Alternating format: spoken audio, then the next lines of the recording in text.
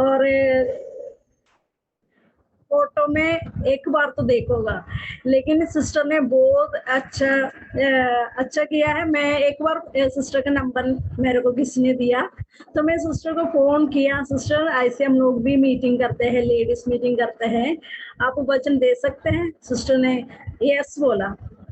Yes बोल के sister ने ये नहीं पूछा है कौन सा लैंग्वेज में देना है, कहाँ देना है, कब देना है, कुछ भी। सिस्टर बोला मैं प्रभु को वचन देने के लिए तैयार है। सच में बहुत अच्छा लगा मेरे को, सिस्टर इतना खुश होगी, मैं सिस्टर को मिलके बहुत खुश हूँ। और फिर बाद में सिस्टर को याद आया, सिस्टर मेरे को फोन करके पूछा कौन सा लैंग्वेज में देना। सिस्टर मैं भूल गया, मैंने तो सिस्टर हिंदी में, या हम लोग पंजाबी बोलते हैं, लेकिन हिंदी में भी अब मैसेज दे सकते हैं। सिस्टर ने यस बोला तुरंत। अभी मेरे को ले रहे 4 दिन में सिस्टर ने ये मैसेज तैयार करके हम लोग के बीच में आ रहे। तो सारे ने ये वचन, प्रभु का वचन अच्छा से सुनना है। हम लोग को एक मौका प्रभु ने दिया हुआ है, तो अच्छा से सुनना भी है और उसके अनुसार जीवन बिताना भी है। तो हम लोग मैसेज में वचन सुनने से पहले हम लोग प्रार्थना करेंगे। हम लोग का बीच में बहन अनमोल है बाड़िया से, उसने ये वचन के लिए प्रार्थना करी। जेएमसी की सिस्टर। जेएमसी की। चलो हम खुदा के आगे झुकते हैं। हे स्वर्गीय पिता, हम आपके अधीन होते हैं मेरे मालिक। आपने हमें सारा दिन संभाला और प्रभु जी एक अच्छा मौका दिया कि हम बहनें इकट्ठी होकर खुदा बाप आपकी महिमा कर सके हो मेरे प्रभु जी। और आपकी जो पवित्र बाइबल है उसको हम उसके वचनों को हम समझ सके, सीख सके प्रभु जी। जी आपकी कृपा हुई है कि आपने बहन लता को तैयार किया और हमारे बीच में लेकर आए हो प्रभु जी। आपकी कृपा है सचमुच, हम में कोई भी ऐसी खूबी नहीं है मेरे पिता, क्योंकि हम सभी पापी थे और पाप के अधीन थे। और प्रभु यीशु मसीह ने हमारे पापों के लिए कलवरी क्रूस पर जान दे दी, हमारे लिए मर गए और जी उठे, आज भी जीवित हैं और प्रभु हमारी गवाही कर रहे हैं। हे मेरे पिता, हम आपका धन्यवाद करते हैं। और प्रभु जी हम प्रार्थना करते कि हम सभी बहनें जब आपकी प्रार्थना मीटिंग स्टार्ट कर चुके, आपकी दया से प्रभु आपने हमारा साथ देना और प्रभु जी हमें हमें ज्ञान बख्शना, बुद्धि देना कि हम आपकी वचनों को समझ सके मेरे प्रभु जी। और सारी मीटिंग में प्रभु जी आप एक अच्छा इंटरनेट मिले कि सभी इस वचन को प्रभु जी अच्छी से सीख सके मेरे प्रभु जी। जो भी प्रभु जी प्रभु जी बहनें अभी तक इस ऑनलाइन मीटिंग में अभी तक नहीं जुड़ पाई, हम प्रार्थना करते हैं कि वो भी जुड़ सके और जो हम सभी बहनें इकट्ठी होकर प्रभु आपको महिमा दे सके मेरे प्रभु जी। ये सारा समा मेरे खुदा बाप हम प्रभु यीशु मसीह के नाम से स्वर्गीय पिता के हाथों में सौंपते हुए ये प्रार्थना प्रभु यीशु मसीह के नाम से स्वर्गीय पिता से मांगते हैं, दया से सुने और कबूल किए। आमीन। आमीन। Thank you sister Anmol. Thank you JMC. और अभी हम लोग प्रभु का वचन सुनने का समय स्टार्ट होते हैं। सिस्टर लता रेवनी हम लोग को वचन सुनाएंगे। सिस्टर आपका समय स्टार्ट है अभी। धन्यवाद सबको। जेएमसी प्रभु यीशु मसीह का पवित्र नाम में आप लोग को मैं नमस्कार देता हूँ, जेएमसी देता हूँ आपका और आपका जो निमंत्रण के अनुसार प्रभु मुझे भी अगुवाई किया है, इसलिए मैं प्रभु को धन्यवाद करते। सिस्टर जैसे बोला है, हम उनको प्रभु के लिए कुछ काम करने के लिए प्रभु ने हमको नियुक्त किया, हमको दे रहे करके हमको पता चलने से हम हमारे प्रभु के लिए हम रेडी होना है। कभी भी हम ये नहीं बोलना है हम रेडी नहीं है, क्योंकि ये काम मेरा प्रभु का है। तो हम हमेशा ना नहीं बोलना है, क्योंकि प्रभु के लिए कुछ करने के लिए हमको बोलना है, तो बोलेगा तो हम उसके लिए ना नहीं बोलना है, मैं तैयार हूँ करके बोलना है। ये मुझे याद आ रहे थे इसलिए मैंने बोला है। और प्रभु का अनुग्रह और इस महिलपुर सभी के लिए हम धन्यवाद करते हैं। हम पंजाब के लिए प्रार्थना करते हैं। सुनाई दे रहे हैं? सुनाई दे रहे हैं? नहीं दे रहा है। आवाज थोड़ी सी कटा रहा है, एक मिनट। कट हो रहा है क्या? आवाज कट आ रहा है सिस्टर आपका। मैंने क्लाइमेट अभी तक बारिश नहीं था, लेकिन अभी बारिश स्टार्ट हुआ इसलिए होगा शायद। ओके। अभी तक बारिश नहीं था, अभी जो मीटिंग स्टार्ट हुआ तब से बारिश हुआ, फिर अभी थोड़ा कम हो गया।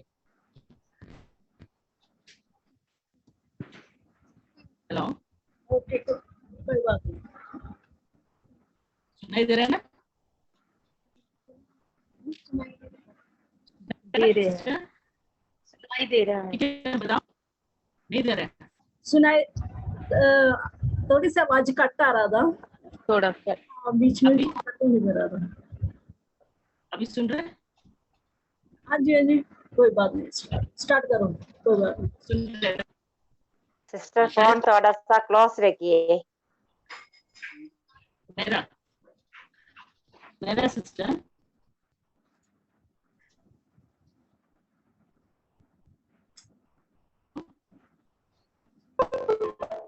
शरण, ओके बन? अभी सुनाई दे? नहीं, मेरे को सुनाई नहीं दे रहा है।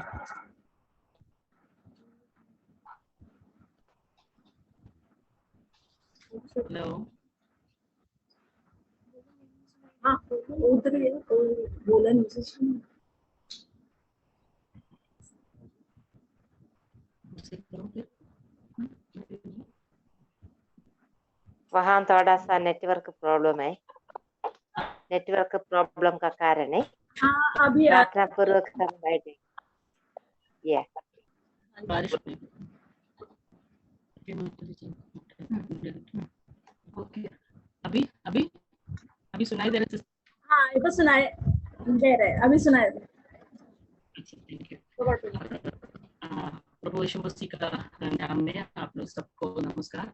प्रभु का अनुग्रह से, दया से प्रभु आज का दिन हमको ऐसे दिया है। मैंने कभी नहीं सोचा आसाम सॉरी और पंजाब में हमको वचन देने में होगा करके नहीं सोचा, लेकिन प्रभु ने उसके लिए एक समय दिया, इसलिए मैं प्रभु को धन्यवाद करते हैं। जैसे और सिस्टर जैसे बोला है, मेरा नाम है और हम 2003 से लेकर आसाम में रहते हुए प्रभु का सेवकाई करते हैं। मैं ओरिजिनली केरल का हूँ और मैं एक हिंदू परिवार से मैंने जन्म हुआ है और मैंने 1996 में हम विश्वास में आया और उधर मेरे हस्बैंड नेवी में काम करते थे। उस समय हम प्रभु को विश्वास किया और प्रभु पर हम बैप्टिज्म लिया और उस विशाखापट्टनम असेंबली का के साथ हम उस कलिशा के साथ हम जुड़े हुए थे और मेरे हस्बैंड को प्रभु ने सेवकाई के लिए बुला रहे करके पता चला है, तो हम वॉलंटियर रिटायरमेंट लेके हम आसाम की तरफ प्रभु का सेवकाई के लिए आया है और आके अभी 2003 से हम लोग इधर प्रभु का सेवकाई कर रहे हैं। हम आने के समय में इधर में हम लोग का जो डिस्ट्रिक्ट और चारों तरफ का डिस्ट्रिक्ट में किसी में प्रभु का मंडलियां नहीं थे, लेकिन प्रभु का दया से छोटे छोटे मंडली हुआ है और अभी भी हम लोग नया नया जगह में प्रभु का सुसमाचार फैलाने के लिए कोशिश कर रहे हैं। जो कुछ कर रहे हैं, जो प्रभु का बच्चे जगह जगह में हमारे लिए प्रार्थना करते हैं, इसके इसलिए इसे कर सका और आने वाले दिनों में इधर का सेवकाई विश्वास के साथ और प्रभु का अनुग्रह में करने के लिए भी आप लोग प्रार्थना कीजिए। और मुझे ऐसे जो अवसर दिया है, इसलिए मंडली को और मुझे बुलाया वो बहनों को प्रभु का नाम से हम धन्यवाद देते हैं। थोड़ी सी जो मिनट के लिए हम प्रभु का वचन की तरफ जाएंगे। हम स्पेशली हम टॉपिक दिया था, यदि नींवें तो ढा दी जाए तो धर्मी क्या कर सकता है, ये था हमारा टॉपिक। सुनाई दे रहा है ना अभी? हाँ जी, हेलो, हाँ सुनाई तो दे। सबसे पहले हम ये समझना चाहिए नींव क्या है, क्योंकि हर एक चीजों में हर एक बातों में एक नींव होना जरूरी है। अगर परमेश्वर एक वस्तु में नींव नहीं होने से वस्तु नहीं है, तो उस फाउंडेशन बस सेकंड तिमोथी चैप्टर 2 का 19 में ऐसे लिखा है, क्योंकि वचन सब में लेने के लिए समय नहीं है, इसलिए मैं ऐसे बोलते जा रहे हैं। तो सेकंड तिमोथी अध्याय का 19 पद में ऐसे लिखा है, परमेश्वर की पक्की नींव बनी रहती है। नींव तो होता है परमेश्वर का है, वो हमेशा बनी रहती है। लेकिन नीति वचन में लिखा है 10 का 25 में लिखा है, बवंडर निकल के जाते ही दुष्ट जन लोप हो जाता है, परंतु धर्मी सदैव को स्थिर रहा है। क्योंकि धर्मी जन का एक नींव हमेशा स्थिर रहता है, धर्मी का। तो हम नींव के बारे में थोड़ा देख रहे थे वचन से। तो हम देखा है परमेश्वर का पक्की नींव हमेशा बने रहती है और धर्मी जन का नींव भी धर्मी जन का एक नींव होता है। मत्ती सुसमाचार में हम देख रहे हैं, हमको सबको मालूम है बात, हम छोटे छोटे बच्चों को भी हम ये सिखाते हैं। उसमें 7 अध्याय का 24 और 25 में लिखा है, इसलिए जो कोई मेरे ये बातें सुनकर उन्हें मानता है वह उस बुद्धिमान मनुष्य के समान ठहरेगा जिसने अपना घर चट्टान पर बनाया है। तो ये बच्चों को तक हम बताते रहते हैं हमेशा, जो चट्टान पर जो घर बनाते हैं उसका नींव तो चट्टान पर, इसलिए वो मनुष्य बुद्धिमान होता है। क्योंकि और उसका 25 में हम ऐसे भी पढ़ते हैं, और मेघ बरसा और बाढ़ें आई और आंधियां चली और उस घर से टकराई, फिर भी वह नहीं गिरा क्योंकि उसकी नींव चट्टान पर डाली गई थी। तो एक मनुष्य का फाउंडेशन, एक जिंदगी का फाउंडेशन है, तो एक व्यक्ति का फाउंडेशन के बारे में हम अभी इस पर से देखे आ रहे थे। तो लूक सुसमाचार 6 अध्याय का 48 में नींव के बारे में क्या लिखा है, वह उस मनुष्य के समान है जिसने घर बनाते समय भूमि गहरी खोद कर चट्टान पर नींव डाली, और जब बाढ़ आई तो धारा उस पर लगी, परंतु धारा उस पर लगी परंतु उसे हिला ना सकी क्योंकि वह पक्का बना था। तो चट्टान पर का जो देखा है, हम चट्टान पर नींव डाला हुआ देखा है और वह उसे हिल ना सके क्योंकि वह पक्का बनाता रहता। तो एक इसी में हम क्या देख सकते हैं, एक नींव हमेशा वो चट्टान का जैसे एक नींव हमारा फाउंडेशन का बारे में हम लोग भी लेके आ रहे थे। तो पहला कुरिन्थियर 3 अध्याय का 11 में हम पढ़ते हैं, वो एक बार पढ़ने से होगा क्योंकि पहला कुरिन्थियर 3 अध्याय का 11 पद में लिखा है, कलीसिया का नींव यीशु मसीह है। तो ये जो विश्वासी लोग हैं, हम लोग सबको मालूम है हमारा नींव यीशु मसीह है। तो ये नींव पर हम बने रहते हैं, बनते जा रहे। तो उस फाउंडेशन में, उस नींव में इस यीशु मसीह अर्थात यीशु मसीह है, वो कलीसिया का नींव है, उसमें हम बनते जा रहे। हर एक दिन उद्धार पाए हुए लोग उसी में बढ़ते जा रहे। तो फर्स्ट तिमोथी 3:15 में पौलुस कहते हैं, एक कलीसिया जो परमेश्वर का घराना है और जो सत्य का खंभा और नींव है। तो कलीसिया का नींव यीशु मसीह है और इस कलीसिया परमेश्वर का घराना है और जो सत्य का खंभा और नींव है। तो इस कलीसिया में, इस नींव में हम लोग सब विश्वास जीवन में बढ़ते जा रहे रोज रोज। हमारे एक्चुअली हम लोग सोचने से हमारे पूर्वजों ने जो नींव ढाला है, आज का पीढ़ी उसे कैसे बर्ताव करता है और हम हमारे आने वाले पीढ़ी के लिए कैसे नींव डाल रहे हैं। सिस्टर वो क्लियर नहीं आ रहा आवाज, आपका आवाज ना ऐसे फट के आ रहा है, क्लियर नहीं आ रहा है। नेटवर्क प्रॉब्लम हो, पता नहीं, समझ नहीं आ रहा। वैसे एक अक्षर सुनते ही दूसरा सुनते नहीं, ऐसे आ रहा है।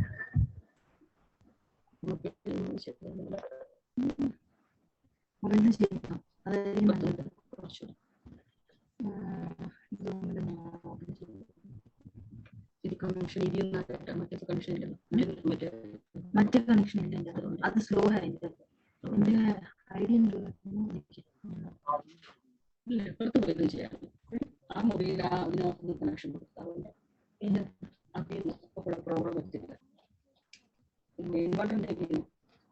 അല്ല, ഞാൻ എടുത്ത് ചെയ്തല്ലേ.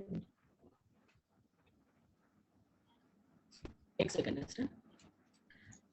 करंट है लेकिन इन्वर्टर से करंट थोड़ी से ना धीरे धीरे बोल दो फिर।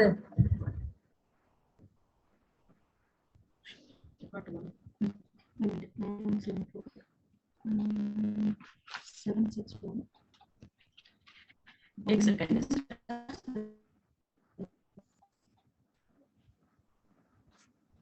एक्चुअली अच्छा था क्लाइमेट, अभी ये मीटिंग स्टार्ट हुआ तब से बारिश हुआ। अभी तो लेते हैं कोशिश है।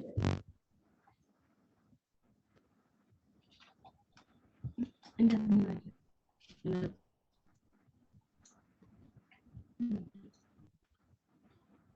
രാവിലെ നടന്നത്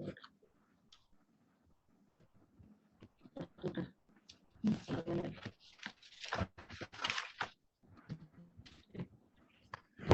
एक सेकंड सिस्टर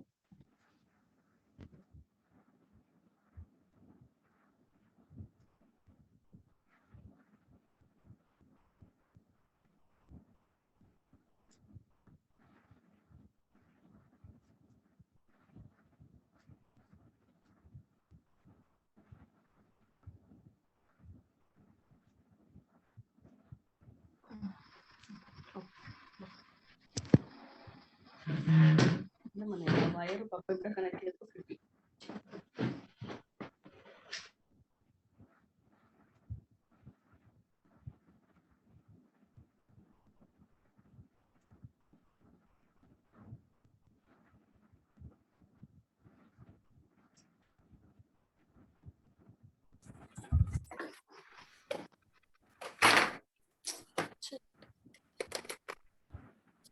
ഇൻവെർട്ടറിന്റെ കണക്ഷൻ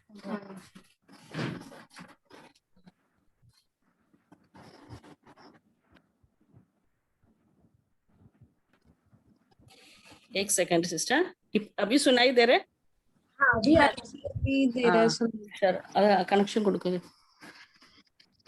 तो मैं दूसरा रूम में आके इन्वर्टर है ना उसी का कनेक्शन दिया है वाईफाई ऑलरेडी कनेक्टेड है इन्वर्टर है ओके फिर लेकिन फिर भी वो लगाना चाहिए तभी तो सुबह ऐसे हुआ तो अच्छा ठीक है तो कुछ भी सुनाई नहीं दिया ठीक से हाँ फर्स्ट तीमोथियस से थोड़ी सी धीरे धीरे बोलना लेकिन अच्छा हाँ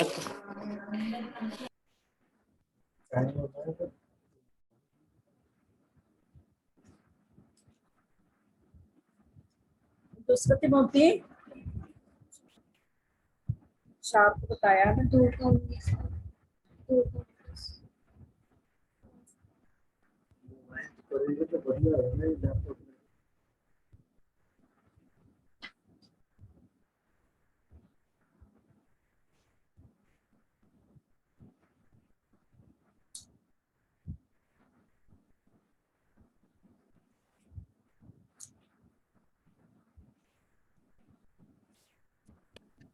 सॉरी सिस्टर सॉरी अभी सुनाई दे रहे हैं ना हाँ जी अभी सुनाई दे रहे हैं ना सिस्टर अभी तो स्टार्टिंग से बोलना चाहिए ना हाँ जी स्टार्टिंग से सेकंड तिमोथी बोला ना वहां से बोलो कौन सा सिस्टर सेकंड तिमोथी अच्छा न्यू का बारे में हम बोला था ना सेकंड तिमोथी 2:19 ईयरफोन तो परमेश्वर की पक्की नींव बनी रहती है उसमें लिखा है ना सेकंड तिमोथी 2:19 में लिखा है जो परमेश्वर का पक्की नींव बनी रहती है और प्रोवर्ब्स चैप्टर 10 का 25 में 25 पद में लिखा है एक सेकंड सिस्टर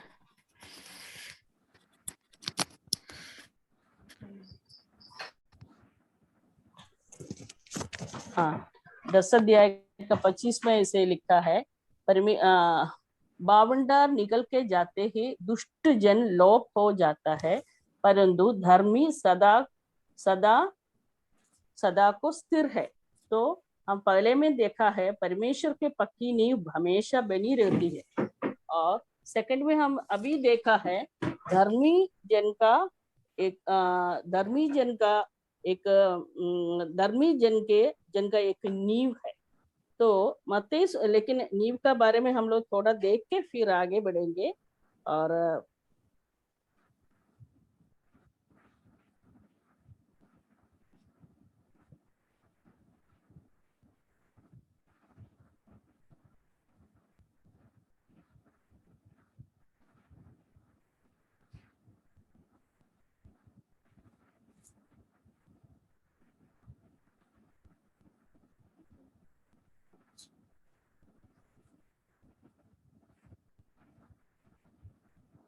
सिस्टर आपका आवाज नहीं आ रहा है।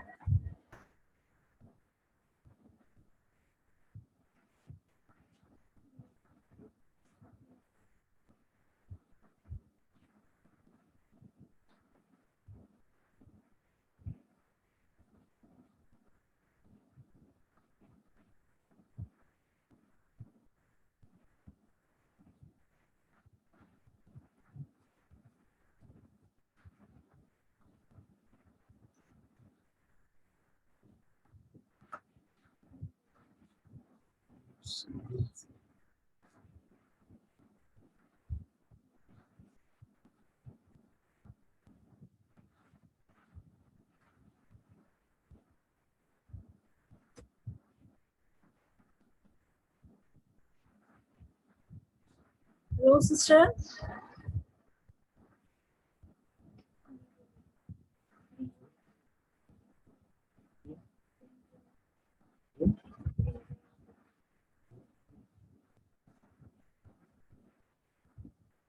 हेलो।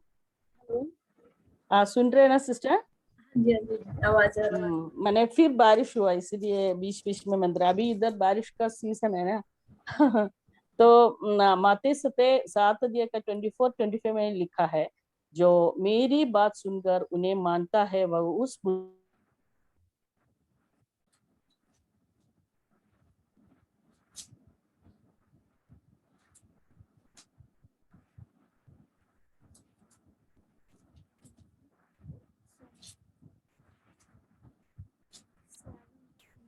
एक नींव होता है, लेकिन परमेश्वर का पक्की नींव हमेशा बनती रहती है और बनी रहती है। और तीसरा में हम देखा है जो कि उसी का नींव, जो जिसने चट्टान पर जो बनाया है उसका नींव चट्टान पर डाली गई थे, वो कितना आंधी और तूफान आए कभी भी कुछ हिलेगा ही नहीं है। और लुक सुसमाचार 6 अध्याय का 48 में लिखा है, वह उस मनुष्य के समान है जिसने घर बनाते समय भूमि गहरी खोद कर चट्टान पर नींव डाली, और जब बाढ़ आई तो धारा उस घर पर लगी, परंतु उसे हिला नहीं ना सकी क्योंकि वह पक्का बना था। तो जिस व्यक्ति ने जो बनाया वो पक्का बनाया है और चट्टान पर बनाया नींव डाला है, उसका घर का कुछ भी प्रॉब्लम नहीं हुआ है। एक्चुअली मैं जो बहुत शॉर्टली बोल रहा हूँ, पहले जो बोला था इसलिए हम छोटा करके बोल रहा हूँ। तो हम जो सुन रहे हैं नए जवान लोगों के लिए हम ये बात बोलने के लिए, क्योंकि हमारा नींव जो स्थिर होना चाहिए, हमारा नींव और चट्टान पर होना चाहिए। और हम तीसरा में हम देख रहे थे, गहरी खोद कर चट्टान पर जो नींव डालती है उसको वह पक्का बनाता है। और 1 कोरिन्थियों चैप्टर 3 का 11 में लिखा है, कलीसिया का नींव यीशु मसीह है। तो हम हरेक कलीसिया का हरेक अंक मिलकर एक कलीसिया होता है, हरेक उतार पाया व्यक्ति लोग मिलके हम कलीसिया होता है। उस कलीसिया का नींव कौन है? यीशु मसीह है। लेकिन 1 तिमोथी 3:15 में लिखा है, प्रेरित पौलुस कहते हैं कि यह कलीसिया जो परमेश्वर का घराना है और जो सत्य का खंबा और नींव है। तो पौलुस ने ये बोलता है कलीसिया परमेश्वर का घराना होता है और सत्य का खंबा और नींव होना है। तो देखो कलीसिया कितना पवित्र होना चाहिए, उस सत्य होना चाहिए, उस और उसका नींव जो है कितना सत्य का खंबा होना चाहिए और नींव भी ऐसे होना है। तो कितना भय भक्ति इस हमारा इस जो फाउंडेशन का बारे में, इस नींव का बारे में हम सोचने से हमारा विश्वास जीवन का नींव कितना पवित्र होना चाहिए, कितना सत्य होना चाहिए करके हम इस वचन से पढ़ सकते हैं। और हमारे पूर्वजों ने जो नींव डाला, आज का पीढ़ी उससे कैसे बर्ताव करता है और हम हमारे आने वाले पीढ़ी के लिए कैसे नींव डाल रहे हैं। अगर परमेश्वर में हमारा नींव सही होना है तो परमेश्वर के तरफ हमारा मन और स्थिर होना है। अगर हमारा मन परमेश्वर में स्थिर नहीं होने से हम परमेश्वर के लिए एक अच्छा नींव डाल के हम विश्वास जीवन में आगे बढ़ नहीं सकता है। और दूसरा है परमेश्वर के वाचा के विषय में सच्चा होना चाहिए। हम देखा है जो परमेश्वर का कलीसिया है सत्य का खंबा है और हम देखा है वो नींव है, सत्य का खंभा और नींव है। तो हमारा जो मन अगर परमेश्वर में हमारा नींव सही नहीं हो तो परमेश्वर का तरफ हमारा मन स्थिर नहीं होगा। और परमेश्वर की वाचा का विषय में सच्चा होना चाहिए। और लेकिन हम देखते हैं और गीत संगीत उसका 78 का 37 में हम ये पढ़ते हैं। मुझे ये वर्ड है, मुझे ये मैसेज प्रिपेयर करने के लिए जो प्रेरणा मिला है, क्योंकि 78 का 37 में लिखा है, क्योंकि उनका हृदय नहीं तो मन, उनका मन उसकी ओर दृढ़ ना था, तो ना वे उसके वाचा के विषय में सच्चे थे। तो परमेश्वर का सामने जो विश्वासी लोगों को नहीं तो इसराइल लोगों को परमेश्वर का बच्चों का हृदय दृढ़ ना था। दृढ़ नहीं होने के कारण वो क्या किया है, उसकी परमेश्वर का वाचा का विषय में सच्चे भी नहीं थे, खडोर किया है, और परमेश्वर उसको देख के प्रसन्न नहीं कर सकता है। तो बस 78 का 56 में ऐसे लिखा है, लेकिन उन्होंने परम प्रधान परमेश्वर की परीक्षा की और उससे बलवा किया है। अगर एक व्यक्ति का जो नींव ठीक नहीं होने से उस व्यक्ति परमेश्वर उसका जो हृदय का नहीं तो मन का दृढ़ नहीं होने के कारण क्या करेगा, उन्होंने परम प्रधान परमेश्वर की परीक्षा की और उससे बलवा किया है और उसकी चेतावनी को ना माना है। तो एक विश्वासी परमेश्वर को चेतावनी को कब नहीं मानेगा, नहीं तो एक विश्वासी कब बलवा करेगा, क्योंकि उनका हृदय परमेश्वर का सामने परमेश्वर का और दृढ़ नहीं होने के कारण और उसका वाचा के विषय में सच्चे नहीं होने के कारण ऐसे कर सकता है। और वर्स 57 में 78 का 57 में ऐसे हम पढ़ते हैं, और मुड़कर अपने पुरखाओं के समान विश्वासघात किया। अगर एक व्यक्ति का नींव ठीक नहीं होने का, नहीं तो उसका हृदय परमेश्वर का और परमेश्वर को नहीं ढूंढने के कारण क्या करेगा, वो परमेश्वर का समान वो पुरखाओं के समान विश्वासघात किया। उन्होंने निकम्मे धनुष के समान धोखा दिया है।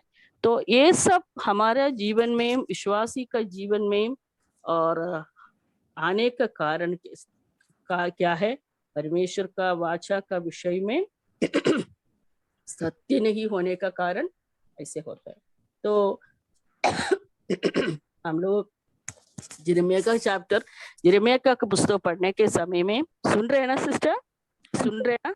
हाँ, यिर्मयाह का पुस्तक 6 अध्याय का 9-10 पढ़ने से सेनाओं का यहोवा एक बात बोलता है।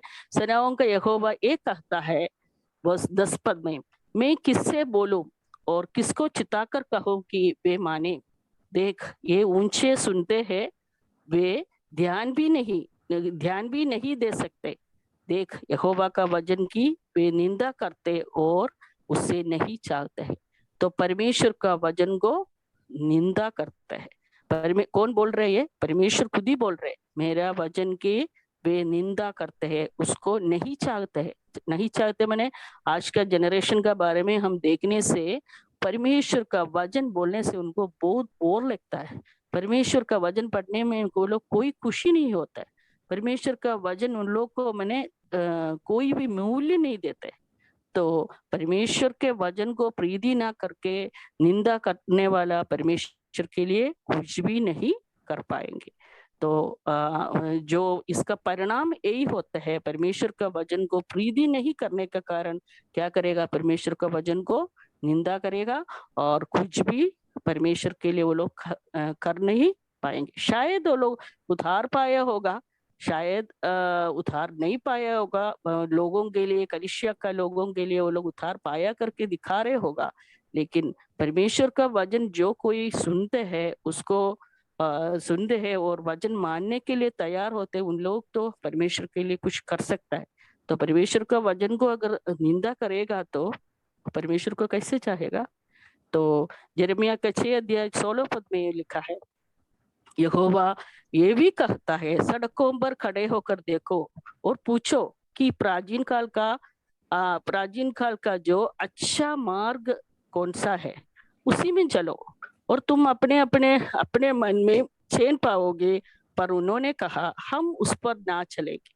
तो इधर खुद ही परमेश्वर बोल रहे, यिर्मयाह का पुस्तक 6 अध्याय का 16 में लिखा है, पढ़ रहे, यहोवा ये भी कहता है, सड़कों पर खड़े होकर देखो, किसको देखने के लिए बोलो, और पूछो, किसको पूछने के लिए बोल रहे, प्राचीन काल का अच्छा मार्गी कौन सा है। तो प्राचीन लोगों का देखने के लिए बोल रहे हैं।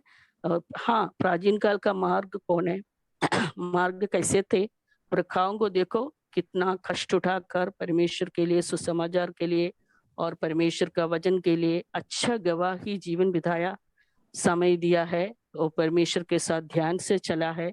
हर एक अवसर परमेश्वर के और परमेश्वर के लोगों के साथ सहभागिता में रहकर परमेश्वर के आनंद अनुभव किया। लोग जातियों से अलग होकर जीवन बिताया। वे धन मान इज्जत के लिए नहीं चाहा, परमेश्वर के काम के लिए और उसका महिमा के लिए जीवन बिताया। परमेश्वर के भय भक्ति में अटल रहा। तो हम परमेश्वर खुद ही बोल रहे, 6:16 में पढ़ रहे, हम प्राचीन काल का मार्ग देखो। मैं सुना है, मुझे बहुत अच्छा लगता है, जो मैगजीन वगैरह में पुराना समय में बहुत साल का पहले केरल में जो मिशनरीज लोग आया, उसमें जो उसके बाद जो विश्वास किया, हमारा जो पूर्व पिता लोगों का बारे में हम सुनने से हमारे शरीर में बहुत अच्छा लगता है सुनने के। लेकिन उस समय वो लोग कुछ भी नहीं सोचा है ये सब। लेकिन आज का जनरेशन, उसी जमाने का जनरेशन को देखो, उस जनरेशन का बात छोड़ो, हम लोग का जो एज में, हम लोग का जो समय का विश्वासी लोगों को देखो, परमेश्वर सेकेंडरी है, परमेश्वर का वचन सेकेंडरी है। भय भक्ति में जीवन बिताने वाला, प्रभु में आदर सम्मान करते जीवन बिताने वाला बहुत कम हो गया। तो अगर ऐसे हम लोग जीवन बिताएगा तो हमारे नेक्स्ट जनरेशन का अवस्था क्या होगा? उन लोग को जनरेशन को कैसे बनाएगा? हम एक सोचने का बात है। एक दूसरे के साथ इकट्ठा होने से उन्हें आनंद मिलता था। पुराना जो हमारा प्राचीन काल का जो हमारा प्रभु का भक्त लोग, जो हमारा पूर्व पिता लोग, जब एक दूसरे को, हम सुना है केरल में तो पुराना समय में जो मीटिंग होने से जो नारियल का जो पत्ता होता है उसको इकट्ठा करके बांध के उसको जला के उसको ऐसे हाथ से ऐसे करके पंगा जैसे करता था, ऐसे करके वो लोग रात में जाता था मीटिंग के लिए। तो बहुत खुशी से जाता था। कितना समय वो लोग बैठ के वचन सुनेगा रात को, उस लोग को कोई भी बोर नहीं लगता था। लेकिन उसी का आशीष किसको मिला है? जो बाकी जनरेशन को मिला है। अगर मैं एक दूसरे के साथ इकट्ठा होने से उन लोग का आनंद मिलता था। उस समय कोई भी जो क्या बोलते हैं, जेलस नहीं होता था, किसी को वैर भाव नहीं होता था, एक दूसरे को प्रेम करता था, कोई भी कुछ धोखाबाजी नहीं करता था। हाँ, तो ऐसे समय था। तो कितना निष्कलंक जीवन वो लोग परमेश्वर के लिए जीवन बिताए और अपने सब कुछ उदारता के साथ दान देता था, दूसरों के भलाई चाहता था और अहंकार और घमंड ना कर नम्र और दीन होकर जीवन बिताया और अपने जीवन के द्वारा यीशु मसीह को ऊंचा किया है। प्रियो, आज के पीढ़ी के लिए हम क्या कर रहे हो और आने वाले पीढ़ियों के लिए हम क्या रेख छोड़ रहे हो? बहुत दुख से साथ में बात बोल रहे हैं। मुझे इसका विषय में मुझे भी बहुत दुख होता है, क्योंकि आज का पीढ़ी कहाँ जा रहे हो, हम उसके लिए क्या बनाना चाहते हैं। हम इंजीनियर डॉक्टर ये सब बना सकते हैं, उसके लिए कोई ये नहीं है, लेकिन परमेश्वर के लिए हम उस पीढ़ियों को कैसे बनाते हैं? हम एक दिन परमेश्वर के सामने लज्जित नहीं होना, ऐसा नहीं होना, तो हम उस पीढ़ियों के सामने एक नमूना बनाना है। और सेकंड क्रॉनिकल्स मैंने दीदिया सेकंड क्रॉनिकल्स से क्या बोलते हैं, इतिहास हमारे आसामी में वंशावली बोलते हैं। सेकंड इतिहास 24 का 2 पद में लिखा है, जब तक यहोयादा याजक जीवित रहा तब तक योवाश वह काम करता रहा जो यहोवा की दृष्टि में ठीक है। तो जब तक यहोयादा याजक जीवित रहा तब तक योवाश वह काम करता रहा जो यहोवा की दृष्टि में ठीक है। और उसी में उस इतिहास में सेकंड क्रॉनिकल्स 26 का 5 में लिखा है, जकरिया के दिनों में जो परमेश्वर का दर्शन के विषय समझ रखता था और वह परमेश्वर की खोज में लगा रहता था, और जब तक वह यहोवा की खोज में लगा रहा तब तक परमेश्वर ने उसको सफलता दी। तो यहोयादा याजक का समान योवाश कैसे जीवन बिताया और परमेश्वर का दृष्टि में ठीक ही किया है। और जकरिया के दिनों में जो उसिया राजा क्या किया है, वो परमेश्वर की खोज में लगा रहता था, और जब तक वह यहोवा की खोज में लगा रहा तब तक परमेश्वर ने उसको सफलता दी। बाद में उसको क्या हो गया हम लोग को मालूम है, उसिया राजा का अंत क्या हो गया, उसके क्या होना पड़ा, इसे हम देख रहे हैं।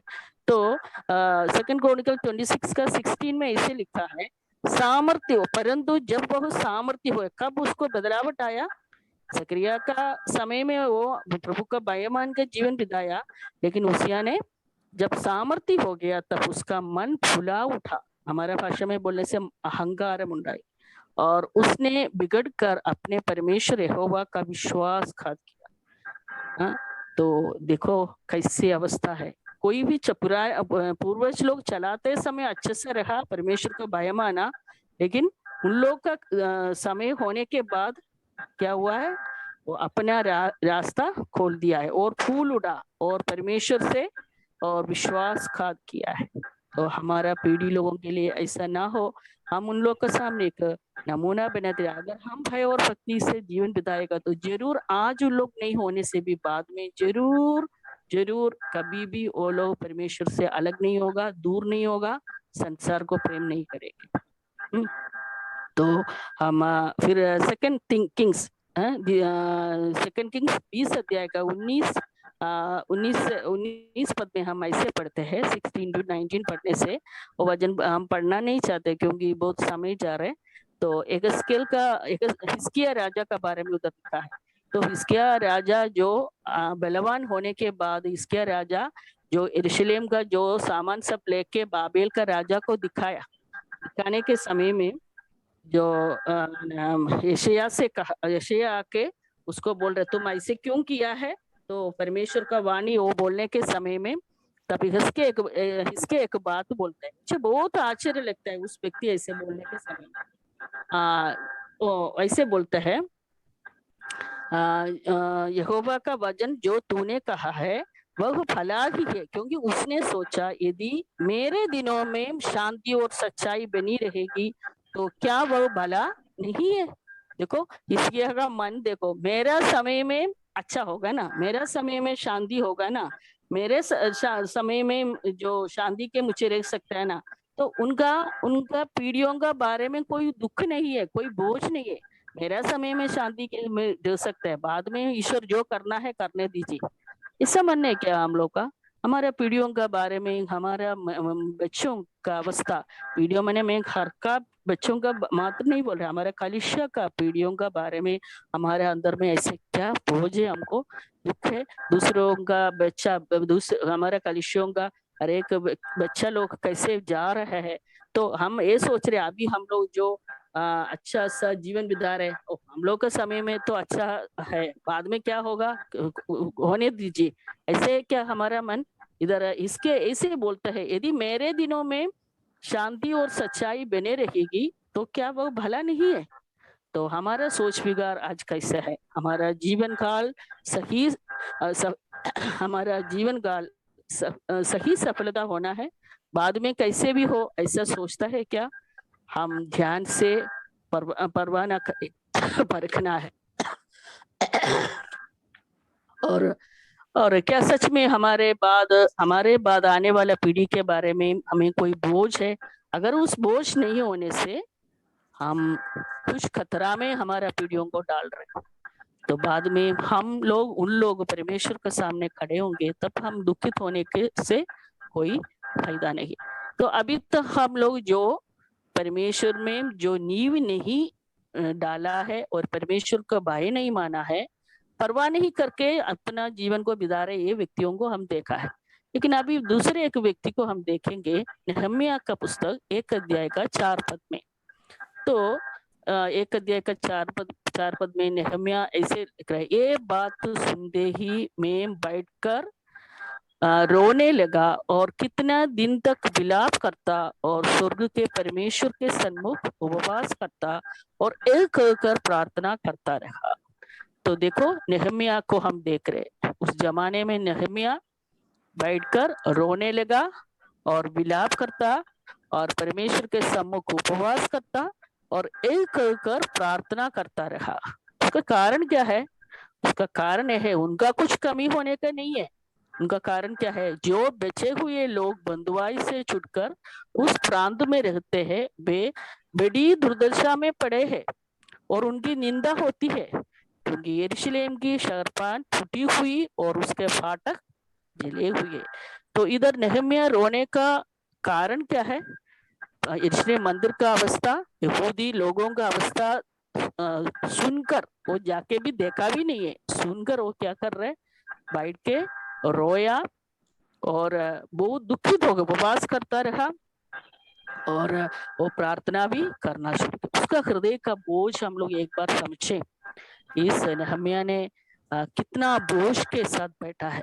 उनको उसका कुछ उसका जरूरत नहीं है, मानसिक ओर से उसको देखने में, उसको उसके बारे में हम लोग सोचने से कुछ मैंने उसको ये सोचने का कुछ ये नहीं है, क्योंकि नेहम्या ऊंचे पद में रहने वाला राजा का कर्मचारी है, उनको अच्छा सैलरी मिलता है, वो अधिकारी था।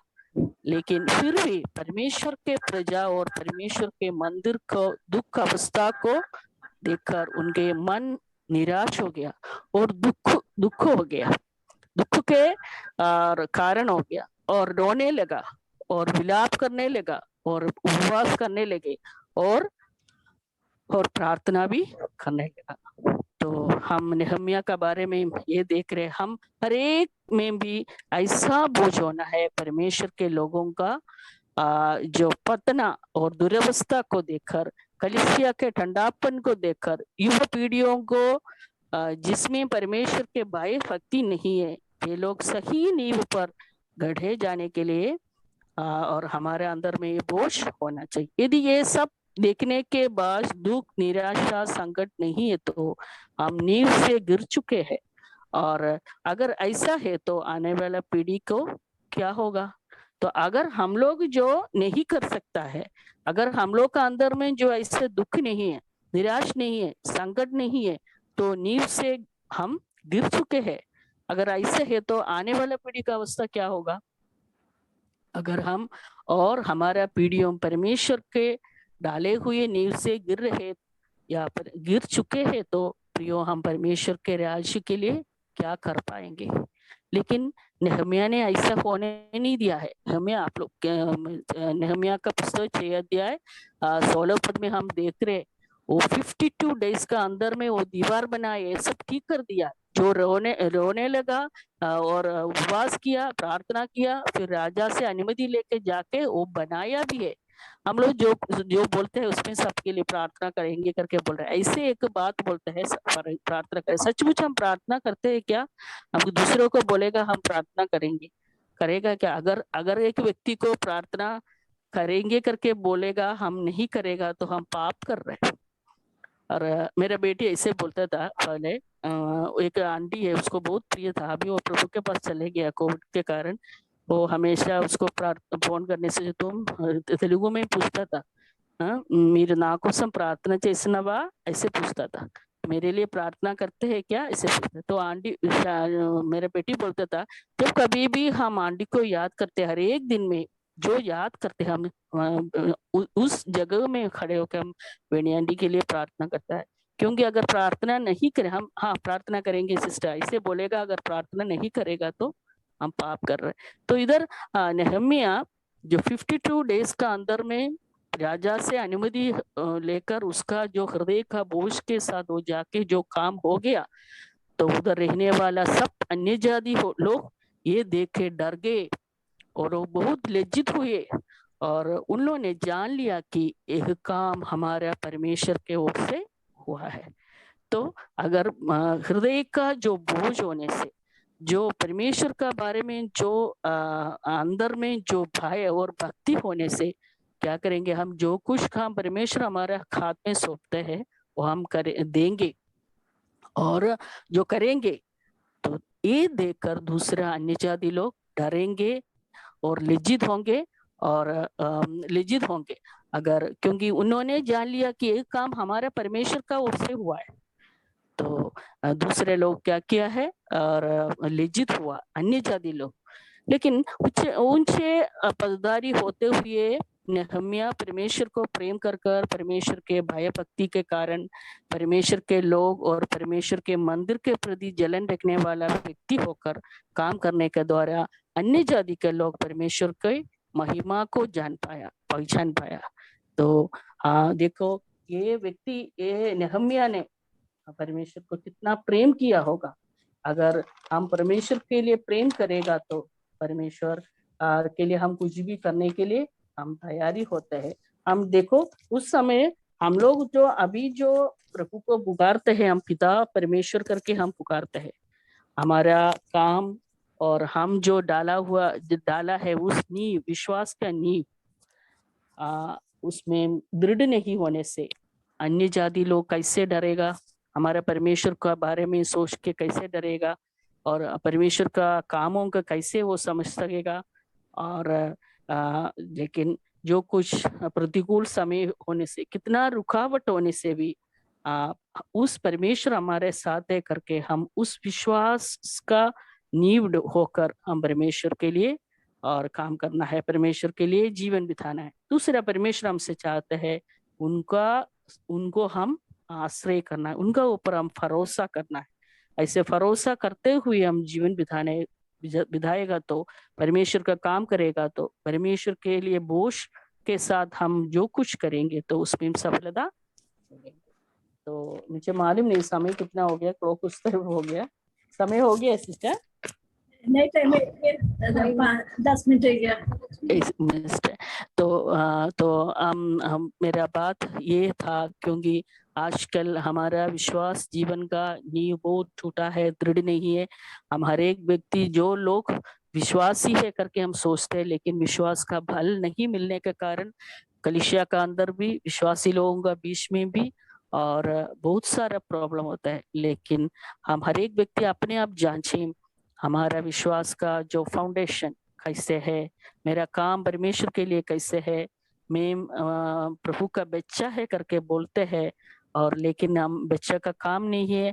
हम पुराना जमाने का जो हमारा पूर्वजों का बारे में देखा है, वो लोग प्रभु के लिए कितना जलन होते हुए, प्रभु को कितना प्रेम करते हुए, एक दूसरे को और सांत्वना देते हुए, और ऐसे नहीं कि कुछ जलस नहीं है और ऐसे नहीं है असूया, क्या बोलते हैं उसके लिए, जलसी को क्या बोलते हैं हिंदी में, क्या बोलते हैं सिस्टर जलसी को?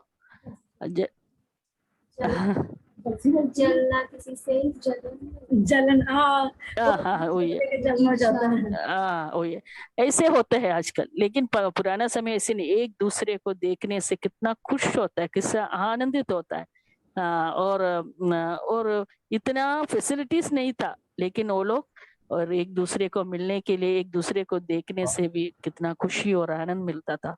तो अगर अभी का विश्वास जीवन कैसे है, अगर हमारा बच्चों के सामने क्या नमूना बनाया, अगर हम उस फाउंडेशन को हम ठीक से बनाया नहीं है तो हमारा आने वाला पीढ़ियों, और वो लोग धर्मी होगा शायद, लेकिन वो लोग क्या करेंगे, गिर जाएंगे। हाँ, उन लोग का विश्वास का नींव नहीं होंगे, क्योंकि हम लोग जो दिखा रहे वही और लोग कर रहे। हम आत्मिक जीवन से बढ़कर हम प्रभु का जो प्रभु के लिए जो भक्ति और आदर का जीवन बिताने के बदले हम इस संसार में ऐसे संसार का पीछे, संसार का अनुसार हम चलेगा तो उस बच्चों को नहीं तो इस पीढ़ियों को हम प्रभु के लिए कमाए नहीं। बच्चों नहीं जानते, पीढ़ियों नहीं जानते, उसको समझाना है, उसको दुख तकलीफ क्या है करके समझाना, हम ऐसे नहीं कर सकता है करके हम उनको दिखाना है। तो ऐसे हमारा जो फाउंडेशन प्रभु के लिए जो खड़े होने के लिए और दृढ़ होने के लिए परमेश्वर हमको हर एक को सहायता करे। प्रभु का नाम को महिमा हो। मुझे एक ऐसा अवसर दिया है, कुछ तकलीफ हुआ, आपको मालूम है 140 तक हम मलयालम से जो कभी भी ऐसे नहीं करते हैं, हम मलयालम से जो हमको सरल भाषा, हमेशा मलयालम इंग्लिश बाइबल पढ़ते रहते हैं, हिंदी तो बहुत कम है, असमीज यूज करता है। और लेकिन हम कल क्योंकि टाइम 7 बजे, मुझे डाउट है, अभी बारिश का सीजन है, इसलिए मैंने बैठ के सब हिंदी में ट्रांसलेशन करके रखा है। रात को 2 बजे के बाद तक सब खत्म हो गया। फिर भी हम कुछ मध्य प्रदेश का मीटिंग के लिए थोड़ा समय प्रार्थना किया, फिर भी हमको नींद नहीं आ रहे। 3 बजे तक फिर भी नींद नहीं आया, लेकिन ये सब किया, दिन में भी प्रार्थना किया। लेकिन जो मीटिंग होने का 2 मिनट का पहले से बारिश शुरू हुआ, लेकिन प्रभु ने इतना तक सहायता किया है, अनुग्रह किया। हमेशा हमारे लिए लड़ाई होते रहता है ना, हम जितना प्रार्थना करेंगे प्रभु और शैतान की तरफ से हमको लड़ाई होती, इतना तक बोलने के लिए प्रभु मुझे सहायता किया है। और आप लोग मुझे इसे अवसर दिया, धन्यवाद करते हैं। और आने वाले दिनों में और प्रभु में बढ़ते जाने के लिए हम हर एक को प्रभु सहायता करें। परमेश्वर का नाम का महिमा हो। थैंक यू सिस्टर आपका थैंक यू। के लिए। और आपका टेस्टमनी पहले बोला था वो एक अच्छा है, कारण पहले अच्छे से सुनाई नहीं दिया जाता। अच्छा, ठीक है। हम बचपन से एक हिंदू परिवार में जन्म हुआ। मैं और मेरा हस्बैंड भी हिंदू परिवार से है। मेरे हस्बैंड का नाम रवि कुमार है, मेरा नाम लता है। हमको एक ही बेटी है, शारन रोज। लेकिन हम लोग, मेरा जैसे शायद कोई पूजा करने वाला मैं कभी नहीं देखा है ऐसे व्यक्ति को, क्योंकि बहुत सारा करता था। एक हफ्ता में बहुत दिन तक हम लोग व्रत लेते हैं। व्रत माने उपवास नहीं है, हम मंदिर में जाके बहुत सारा पूजा पाठ करते रहता था। मंदिरों से हम सुबह का जो 5 बजे का पूजा, उसके बाद 11 बजे का पूजा, उसका संध्या का पूजा, और लास्ट में सपर पूजा होता है, वो भी करते रहेगा। हमारे घर का बगल में ही है मंदिर। वो छोड़ के एक महीने में हम 7 मंदिर में जाता है। महीने में एक ही दिन में 7 मंदिर जाके आएगा, अलग अलग परमेश्वर का मंदिर में जाते रहेगा।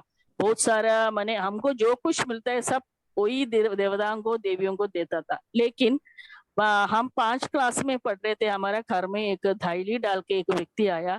उसने एक सुसमाचार का ट्रैक्ट दिया, एक बाइबल दिया है। लेकिन मेरा माँ ने ऐसे सब सुना है, लेकिन उस बाइबल का अच्छा कवर है ना, इसलिए हम लोग सब वो ले लिया और बाइबल छोड़ दिया था।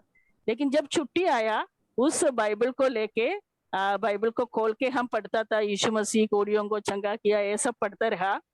तो लेकिन फिर भी हम लोग बहुत स्ट्रॉन्ग था, बहुत हिंदू का बहुत स्ट्रॉन्ग था। तो कभी नहीं सोचा है हम इस विश्वास में आएंगे करके। हमको कभी, हमारा घर में भी हो, हमारे गांव में भी ऐसे होता ही नहीं था। लेकिन बहुत दिन के बाद एक हस्बैंड वाइफ, उन लोग को बच्चा नहीं है, मेरा पिताजी का गांव से आया है। दोनों पेंटेकोस्ट विश्वासी लोग था। तो वो लोग हालेलुया कुछ बोल के प्रार्थना करता, तो वो लोग प्रार्थना करने के समय रोया बहुत। तो मुझे आश्चर्य से उनको देखा है, क्यों हमारे लिए प्रार्थना करने से रोया है। तो वो लोग जब से आया, तब से हम यीशु मसीह कौन है, यीशु मसीह का बारे में थोड़ा थोड़ा मिलना शुरू किया। तो तब तक हम बड़ा हो गया, 9 क्लास 10 क्लास हो गया। हम हफ्ते में एक बार ऐसे चर्च में भी जाना शुरू किया। चर्च मैंने ऐसे कैथोलिक चर्च में जाना शुरू किया। तो उसके बाद फिर, लेकिन मैं वो शॉर्टली बोल रहे, हम शादी करके और वापस आने से मुझे एक बाइबल एक आंटी ने, पड़ोसी आंटी ने दिया।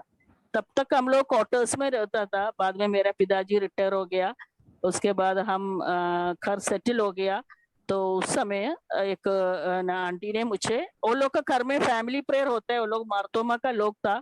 तो फैमिली प्रेयर होने के समय में मैं उन लोग जो गाना गाते हैं, हमारा दीवार का पास में जाके मैं सुनता था।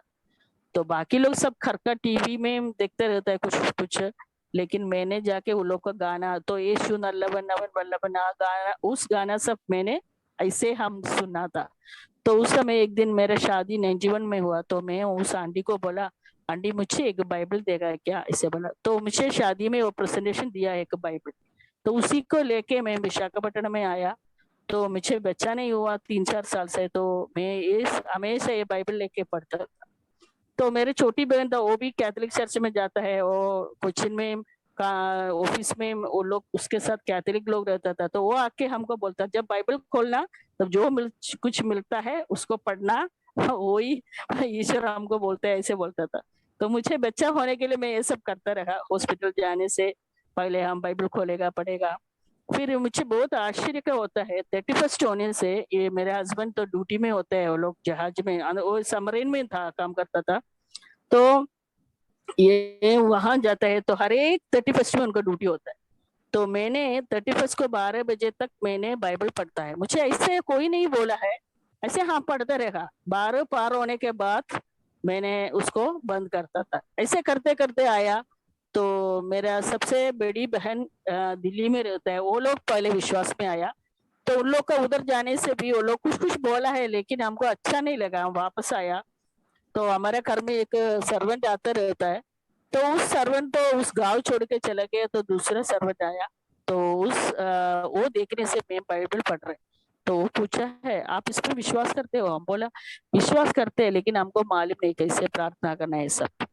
तो वो प्रार्थना किया। उस समय हमको तेलुगु इतना अच्छा सा नहीं मालूम था, तो वो प्रार्थना करने के बाद वो एक दिन जाके हमारा जो ब्रदरन परमेश्वर का दास है, उनको बुला के हमारे घर में लेके आया।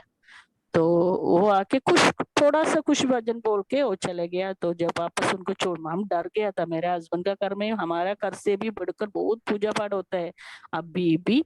मेंसेस आने के समय में वो लोग कहीं टच नहीं करने देते हैं, 4 दिन अलग करते हैं, और 5वें दिन में पूरा तालाब में ले जाके नहा के ये सब करते हैं। तो उन लोग का घर में ये सब पता चलने से बहुत प्रॉब्लम होगा। और मेरा ससुर माँ एक बार देखा है मैं बाइबल पढ़ता है, तो वो छुट्टी में हमारे साथ आया तो देखा, तो मुझे डांटा है, तुम ऐसे बाइबल पढ़ना है तो तुम क्रिश्चियन लड़का के साथ शादी करना चाहिए था, ऐसे बोला है। तो लेकिन हम इस औरत आके बोला है, तो प्रभु का दास आया, तो मैं सोचा है मेरा हस्बैंड डांटेगा, लेकिन वो कुछ भी नहीं डांटा। इसका बीच में मेरा बच्चा हुआ है, मेरे बच्चा को 1.5 साल था। तो उस समय मेरे हस्बैंड छोड़ने के लिए गाड़ी लेके उनको लेके गया, तो वो बोला मेरा घर है, अगर आप लोगों को इच्छा है तो आज मीटिंग है, आप आ सकता है। तो तब समरेन में डिकमीशन हो गया था, तो रोज हाफ डे होता है, वो सब परमेश्वर का योजना था। तो नहीं तो वो 40 डेज सेलिंग 20 डेज सेलिंग ऐसे सेलिंग के लिए जाता है। लेकिन वो आके मुझे बोला, मुझे अभी भी याद है उस समय मैंने कैसे साड़ी पिन भी नहीं किया, ऐसे बोला हम चले, इसे बोला। तब से लेकर हम जाना शुरू किया। वो मंडली का लोग, तेलुगु बहन लोग बहुत प्यार करता था, वो लोग सब हमारे घर में आता था। उन लोग का प्रेम और उनका जो सहभागिता देखे मुझे बहुत खुश हो। धीरे धीरे धीरे हम लोग प्रभु का वचन पढ़ना शुरू किया, सच्चाई जान लिया है, फिर ग्रहण किया। एक ही साथ हम दोनों बैप्टिज्म लिया, लेकिन हमको बहुत डर था बैप्टिज्म लेने के बाद घर वाला बहुत प्रॉब्लम होगा। तो लेकिन प्रॉब्लम ही हुआ है, आज तक वो लोग कभी कोई भी, हमको बहुत साल हो गया, कुछ जरूरत होने से कभी कितना साल के बाद 5 साल 6 साल के बाद एक बार घर में जाता है। भाई बहन लोग कोई भी हम लोग को कांटेक्ट नहीं करते हैं, लेकिन माँ बाप बहुत गुजर हो गया, अभी हम जाके मिलता है। और कभी कभी फोन कभी हम लोग करते हैं। आजकल सिर्फ आजकल थोड़ा सा अच्छे से बात करते हैं पिताजी, तो ऐसे है। लेकिन जो कुछ है सब कुछ भलाई के लिए हुआ, उसी का फल सब हम उस दिन देखेंगे। लेकिन मेरे बेटी कल भी 2 दिन के पहले बोल रहे थे, मुझे बहुत आशा है, इतना साल हो गया, हमारा ग्रैंडफादर ग्रैंडमदर सब कोई विश्वास में नहीं है, शायद इतना उम्र हो गया, अभी भी उन लोग के रखने का प्रभु का उद्देश्य ये होगा, शायद वो लोग उधार पाए, उन लोग के साथ मुझे आराधना करना है, ऐसे मेरा बेटी बोल रहे थे। तो शायद प्रभु का योजना क्या हम नहीं जानते हैं। हमारा घर से, मेरे घर से मेरे सबसे बड़ी बहन सिर्फ विश्वास में है, और इनका घर से आज तक कोई विश्वास में नहीं है, और वो लोग सब हमारे विरुद्ध में है। लेकिन हम ये सब अभी बहुत दुख सहा कष्ट था, लेकिन हम लोग को, मुझे अभी कुछ दुख तकलीफ नहीं है। प्रभु का दया से हम विश्वास जीवन में आगे बढ़ा, प्रभु सहायता किया, और दुख में प्रभु के पकड़ने के लिए। और उसका पीछे में बहुत सारा आंटी लोग, माँ पिताजी लोग का प्रार्थना है। हमको जो जानते हैं वो लोग सब हमारे लिए प्रार्थना करते हैं, ये हमारे शक्ति और ताकत है। तो ऐसे प्रभु का दया से आज तक प्रभु ने चला के लेके आया, और आज आप लोग के बीच में भी ये सब बोलने के लिए प्रभु ने अवसर दिया। अगर इसी में कोई हिंदू विश्वास बहन लोग है, विश्वास जीवन में कष्ट उठाते हो गए, तो मेरा टेस्टिमनी से उन लोगों को कुछ एनकरेजमेंट मिले, ताकि, क्योंकि हम किसी को मनुष्य को हम नहीं दे सकता है, क्योंकि परमेश्वर हमको प्रेम करते हैं। उस प्रेम का गहराई, उसका ऊंचाई हम नाप नहीं कर सकते, ऐसा परमेश्वर प्रार्थना। लेकिन परमेश्वर चाहते हैं वापस हम कितना तक प्रभु को प्रेम करते हैं। तो उसके लिए हम हर एक को प्रभु सहायता करें। धन्यवाद बहन, परमेश्वर का नाम का महिमा हो। Thank you sister, Thank you. वचन के लिए और टेस्टमनी के लिए। Okay, मैं कभी सिस्टर को देखा नहीं था, लेकिन अभी टेस्टमनी के साथ आपको देखने के लिए और टेस्टमनी सुनने के लिए मौका दिया, इसलिए प्रभु को धन्यवाद। और ये ग्रुप में जोड़ा हुआ सारे बहन लोगों के तौर से आपको धन्यवाद देते हैं। Okay. और आज वचन सारे को समझ गया, और मैं सोच रहा सारे को समझ में आ गया होगा। ठीक है, कुछ डाउट है क्या, मैं तो समझ नहीं आया तो पूछ सकते हैं। आने वाले समय में अरबी के लिए हम लोग फैमिली के लिए स्पेशल प्रार्थना करना चाहिए। और सिस्टर का बहुत बहुत धन्यवाद इस थोड़े समय के लिए। आपने इतना अच्छा मैसेज हम लोग के सामने पेश अच्छा से देने के लिए प्रभु ने मदद की, इसके लिए भी धन्यवाद देते हैं। सारे जो मीटिंग में जुड़ा हुआ सारे बहनों के लिए भी धन्यवाद देते हैं। अभी हम लोग लास्ट प्रार्थना के लिए जाएंगे, और हम लोग बीच में अंजू है हकमतपुर से, अंजू रानी, और समाप्ति का प्रार्थना करेगी।